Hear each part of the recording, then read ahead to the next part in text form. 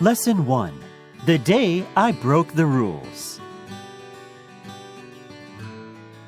A few years ago, I was employed by the McDonald's Corporation. On Ronald Day, I would dress up as Ronald McDonald and visit the community hospital's sick children. Most of these young patients were suffering from terminal illnesses. I loved my job and found it tremendously rewarding to be able to bring some laughter to the kids. One of the rules of my job was never to visit the children alone when I was dressed as Ronald, or I might frighten them with my painted face and red wig. I wasn't permitted to have any physical contact with the children either, since doing so might pass on germs to them. Though I understood the reasoning behind these rules, I also felt that sometimes nothing could convey love, empathy, and warmth like a heartfelt embrace.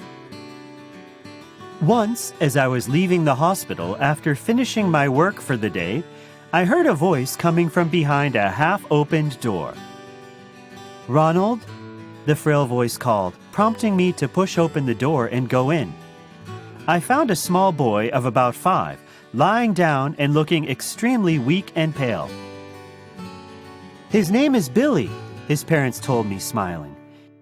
It was really heartbreaking to see such a young boy confined to a hospital bed. I knew I had to do anything I could to cheer little Billy up, so I stayed and did some magic tricks. The sparkle soon returned to his eyes, and I asked if I could do anything else for him. Billy replied, "Ronald, can I have a hug?" Although having to turn him down pained me deeply, I had no choice. I told Billy that it was against the rules and quickly added that we could do some coloring instead.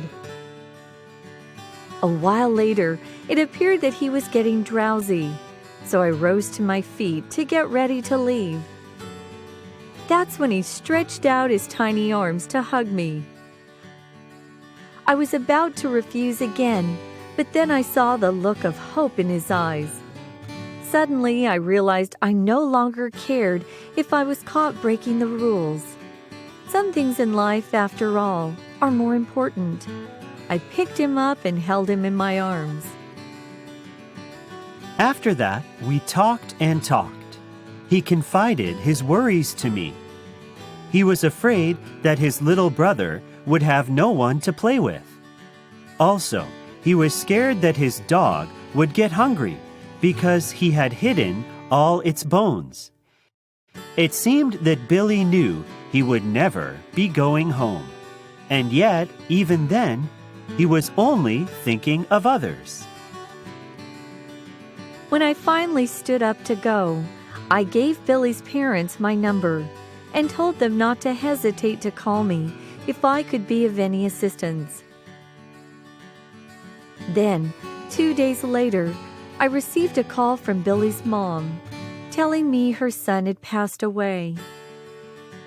She wanted to thank me for making a difference in his life, for he'd said to her, "Mommy, I don't mind if I can't see Santa this year because I've hugged Ronald."